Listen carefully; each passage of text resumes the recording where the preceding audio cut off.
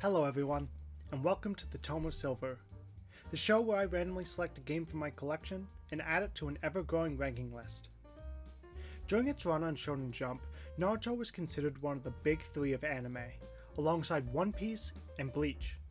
It was also my first jumping in point for anime, so I admit, though I believe it had a massive decline in quality as it reached its conclusion, Naruto will always be a show I hold close to my heart. And being as massive of an anime as it was, it's only natural that the series would have a lot of video games based on it. We're talking over 50 video games in total. But one of the series that stood out to actually be of real considerable quality was the Naruto Ultimate Ninja Storm series, a line of 3D arena fighters featuring the ever-popular cast of Naruto. The first game in the series, simply titled Naruto Ultimate Ninja Storm, is the subject of today's video. With each new entry slowly adding and evolving the Ninja Storm formula, how well does the first game hold up today? Grab your kunai, charge up your chakra, and let's turn the page to Naruto Ultimate Ninja Storm. As mentioned, Naruto Ultimate Ninja Storm is a 3D arena fighter, basing itself on the pre-Naruto Shippuden days, taking us from the beginning of the series all the way to the Sasuke retrieval arc. The first thing I'll say about the game is that it's immediately obvious just how gorgeous this game is. Ultimate Ninja Storm uses a cel shading visual style to great effect. Everything just pops and is full of life, it's really a treat to the eyes. Despite the fact that Ultimate Ninja Storm was released over a decade ago at this point, I honestly believe the game's visuals hold up just as well today as it did when it first released. The way the game works is that each player can pick up to 3 characters. The first character will act as your main fighter, where you can select either 1 or 2 characters to act as your support. In battle, you have a couple of options. You have a standard combo attack, which you can execute by pressing a single button. You can perform a few other combos by tilting the control stick in the middle of your attack. You can also throw shurikens. While they don't deal a whole lot of damage, they can be used to interrupt your opponent charging up chakra or while they're in the middle of a combo. You of course can use some of your chakra, that blue meter at the top of the screen, to use a character's signature jutsu, which deals a good portion of damage if it connects.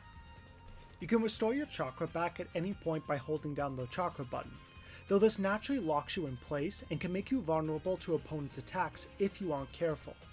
By tilting the control stick and pressing A or X, depending on what system you're playing, your character will perform a quick dodge maneuver that covers a long space, and you can use these as much as you want, which lets you quickly and smoothly move across the arena.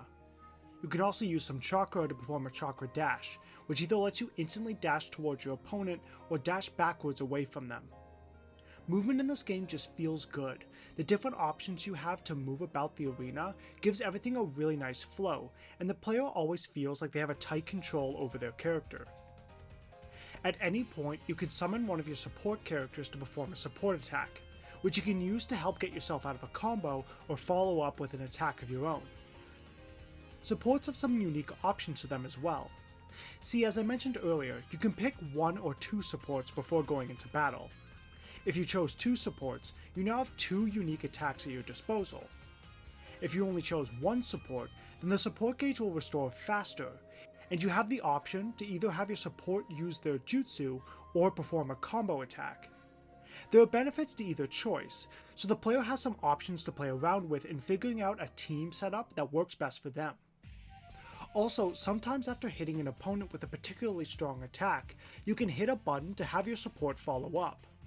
On the other hand, if you yourself are hit by a powerful attack, then you can sometimes call on a support to catch you, which would negate the impact of you hitting the ground.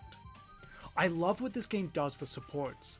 Each character's unique attack does wonders in giving you multiple options and how to approach your opponent. And honestly, those instances where you're fighting and multiple supports are out, creating an incredibly chaotic battle you can only get with anime games, that's when I feel Naruto Ultimate Ninja Storm is at its absolute best. And as something a little extra, if you hit your opponent with a strong attack and they hit a wall, then you'll switch to wall combat. That's so cool. And of course, I can't talk about this game's mechanics without talking about the ultimate jutsus. By double tapping the chakra button and then pressing the attack button, your character will attempt to hit the opponent with their ultimate jutsu. If this attack lands, it will deal up to 50% of your opponent's total health, which is massive. The game balances this by making it incredibly hard to be able to unleash this attack, and I think how they went about it does a good job in making sure that spamming ultimate jutsus aren't the only thing each player wants to do. First, the player needs to hit the opponent. The game makes it very obvious when an ultimate jutsu is being used. If the opponent dodges or manages to block, the user is left open for a while to get hit. And even if the ultimate jutsu does connect, each player will enter a minigame where they'll need to press as many of the buttons shown on screen as they can. If the user doesn't manage to successfully hit as many buttons as their opponent, then the opponent will dodge the attack and take no damage. So as you can see, there are a fair few hoops you need to jump through in order to have an ultimate jutsu go off. But when you do manage to land one, not only will you deal massive amounts of damage to the enemy, but you'll also get the visual treat of watching the attack. CyberConnect is always specialized in making incredibly cool and flashy visuals, and this game is no exception. Each ultimate jutsu makes every character, even Tenten, look cool, and each jutsu is beautifully animated, easily one of the biggest highlights of the game.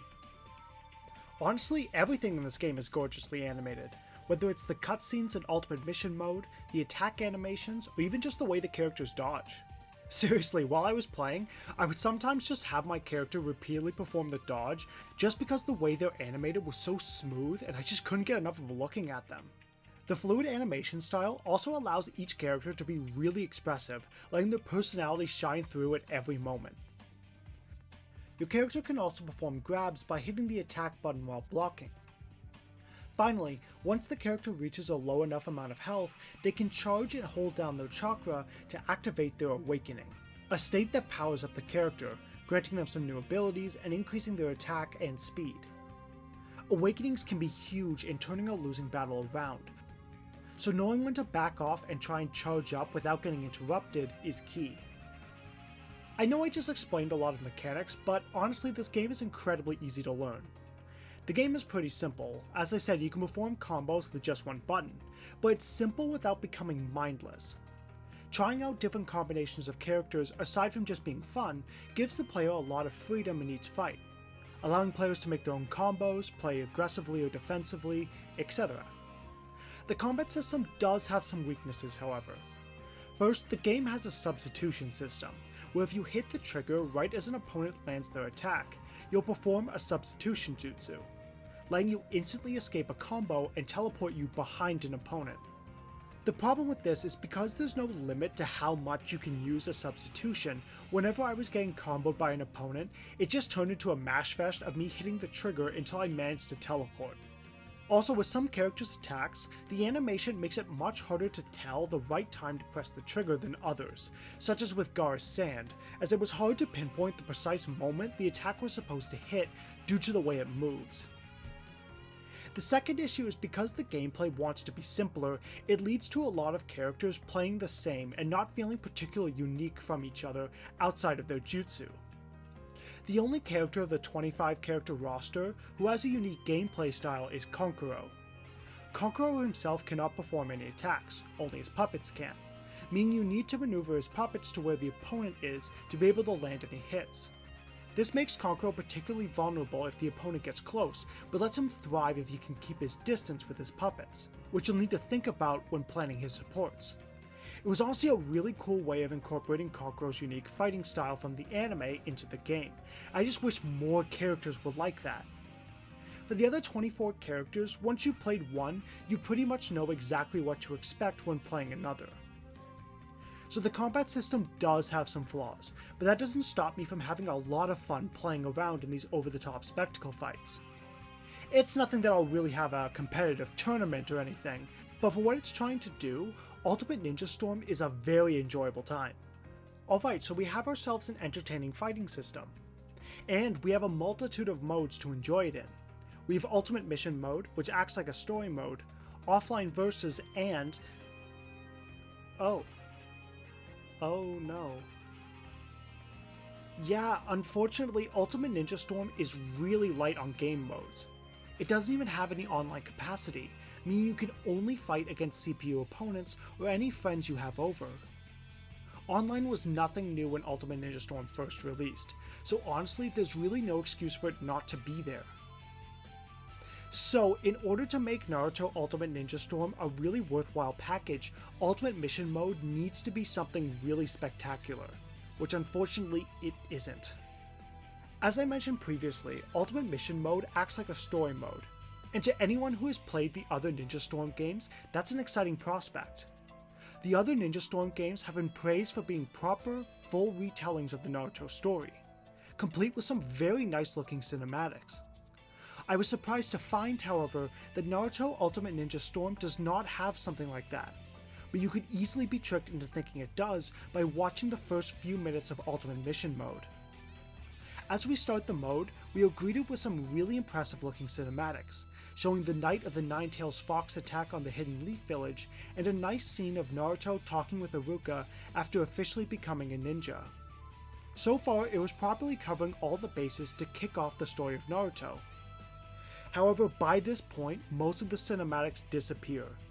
Instead, the story proceeds in mission formats, covering the initial formation of Team 7 all the way to the fight with Sasuke at the final valley, though it does skip the entire Zabuza arc, which is disappointing. In these missions that make up the story is now delivered in text crawls, simply explaining what's happening. This is incredibly underwhelming. Knowing how well the series tells the Naruto story, and seeing how awesome the opening cinematics look, it really got my hopes up that this would be something just as special. As it is though, this is an awful way of going about experiencing Naruto if this is your first time. Story beats will just happen, and you don't get to experience any of the character moments that make this cast so memorable. Ultimate Mission Mode in terms of gameplay really isn't all that exciting either. At first glance it seems fine. You pick a mission that can range from a standard fight using pre-selected characters, or a handful of minigames like jumping from treetops or racing to get to the top of a tree. As already established, the fights are fun to do, and these minigames offer some decently fun variety. A gripe I have with the story missions, or since it follows the story of Naruto, many of the fights are one-on-one fights, rather than the full 3v3. As I mentioned earlier, the game is at its best when it has the full team of 3 with supports and all.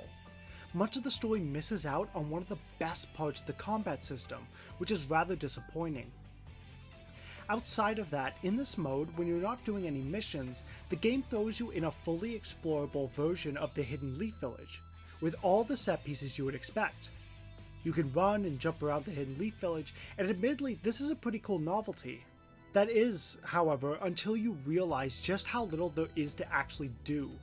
Villagers have nothing to offer in terms of interesting dialogue, and there's really not many secrets in the village, so there's really not an incentive to explore it all. And by the time the game was over, I actually began to hate the inclusion of this open area.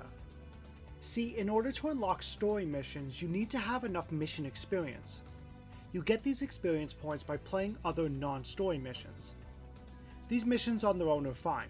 Usually they're just similar to story missions, but when you enter a fight you get to pick any character you've already unlocked, which is nice.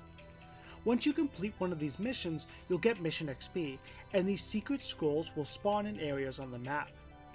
You can bring these scrolls to Iruka to unlock additional support attacks for each character, so you do want to collect these scrolls. But here's where my dislike of the overworld comes in. When you choose a mission, you'll need to speak with a specific character somewhere in the village to start it.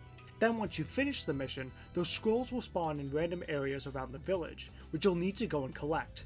This is the process you do for every mission. It doesn't sound bad, and at first I was fine going back and forth during the process of the mission. However, after doing 20 plus missions, needing to go everywhere on the map stopped being fun. It started to be tedious. As I said, there's not much to do in the Leaf Village, so the enjoyment of exploring wears out quick. When you need to continuously run back and forth just to start a mission, and then you need to continuously move around the same areas over and over again to get these scrolls, it felt like the game was doing this just to massively pad out its runtime, and I was sick of it. I even stopped collecting the scrolls altogether, so I wasn't getting any additional supports. Honestly, the mode would have been better if you could just start the missions anywhere and if the game just gave you the scrolls when you finished the level. As it was exceptionally dull, and it put a massive damper on this mode. Since I dislike the mode so much, I wish I could have just moved on. However, Ultimate Mission Mode is the only way to unlock the game's other playable characters and support jutsus that I mentioned. So it's not something you can just skip if you want to play as, say, Itachi. Now, I don't want to come off as completely negative. There is one aspect of the mode that I really liked, and that's the boss fights. During the story, you'll have 3 boss fights against giant enemies, these being Gemabunta, Shukaku, and Manda. These fights are really fun and need to be approached in different ways from the usual battles against the other playable characters. And during these boss fights, we get more cinematics! Yes, we get more of those wonderfully animated cutscenes, both before and after the fights, with some mixed in as QuickTime events. I know some people dislike QuickTime events, but I think the way they are incorporated here gave some high energy moments, so they didn't bother me. In fact, I quite like them. Seeing those really cool cutscenes are a double-edged sword. On one hand, God, they are just so nice looking. On the other hand, while I'm watching them, all I'm thinking is, why wasn't the whole story just like this? Full cutscenes throughout the story combined with the incredibly fun combat would have made for one hell of a single player experience. As it is though, Ultimate Mission Mode does have some brief moments of fun, but they are massively overshadowed by just how tedious it is to progress.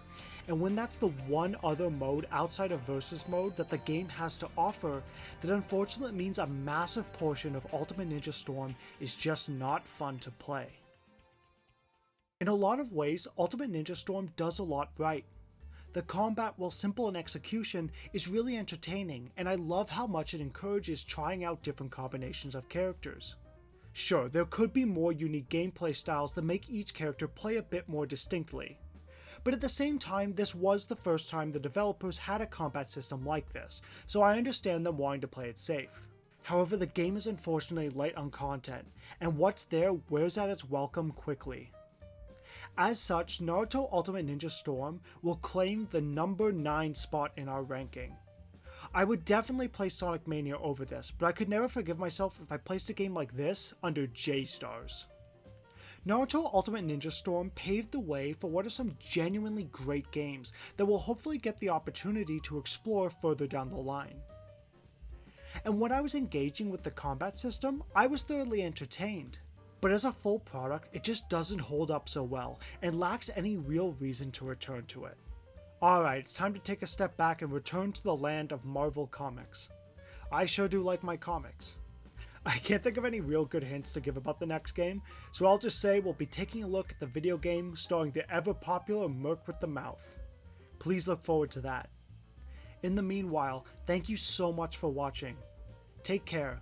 May we see each other again when we turn to the next chapter in the Tome of Silver.